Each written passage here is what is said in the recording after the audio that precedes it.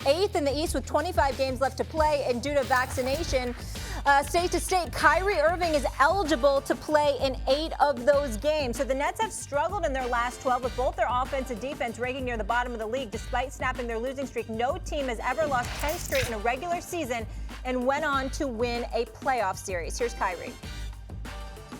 There's no guilt that I feel. You know, I'm the only player that has to deal with this in New York City because I play there. If I was anywhere else in another city, then it probably wouldn't be the same circumstance. I'm noticing that people like to make jokes about what's going on in half game or half man or whatever it is. And, you know, my family has to see some of that stuff. My teammates have to see some of that. And like I said, the outside noise creeps in at times, but it doesn't impact me because I'm used to this. Okay. Marcus is here for this, too. I haven't heard the half-man, half-time, but I have heard part-time Kyrie. Me neither. Monica, I'll start with you. Do you think Kyrie should feel guilty for Brooklyn's struggles? And I'll remind people that he's only eligible to play in their 8 games left, and there's 25 to go. I don't know if guilty is the word I would use, Molly, Stephen A, and Swagoo. I thought that those comments came off a little bit flippant. I would expect to see a little bit more, maybe compassion, somewhere between compassion and remorse.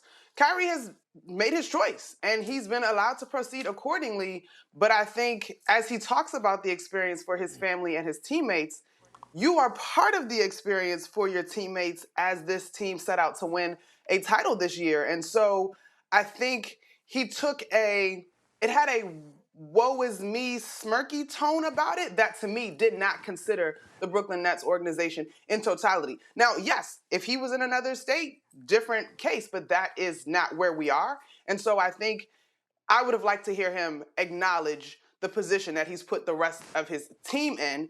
And that may not mean he moves off his stance, but just understand that this isn't just everybody versus you. You are directly affecting a team and their goals in this. So I was a little disappointed by those comments. Marcus, talk to me.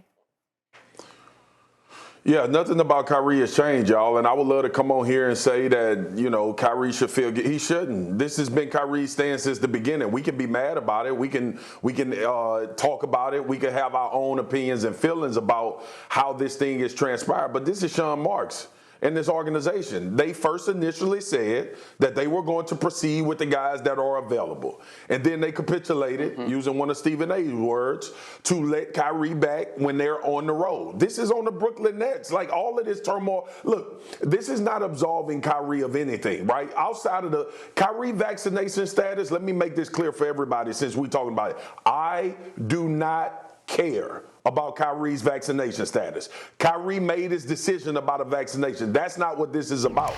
This is about the other guys. And to your point, Monica, like, the idea of what was supposed to be transpiring in Brooklyn was they are going after a championship. We're talking about basketball and what they set out to do and the things that are hindering that. Now James is out. Obviously that there is some friction there between him and Kyrie and things that transpire with the Brooklyn Nets.